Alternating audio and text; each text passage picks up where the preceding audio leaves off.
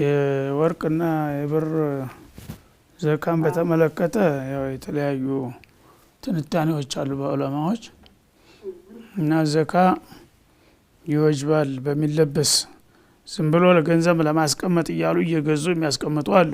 ወይም ደግሞ በንግድ መልክ እንደ ሸቀጥ የሚጠቀሙ አሉ። እንደዛ ከሆነ ያው ግዴታ ነው ማለት ነው ንብረት ስለሆነ።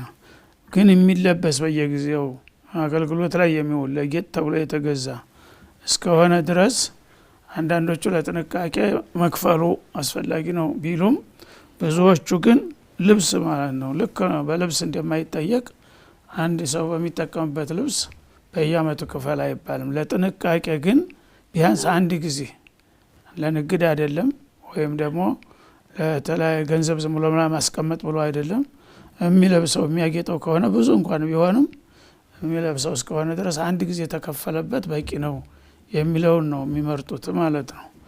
ለምን ያው ሰው አይከልፉ الله ነፍሰን እንግዲህ ለብሰዋለሁ ብሎ የገዛውን ልብስ በየአመቱ እንትን ታለ ያው ዘካ ይበላዋል ያልቃል ማለት ነው በየጊዜው ኋላ እየተሸጠ ሊሰጥ ነው ማለት ነው።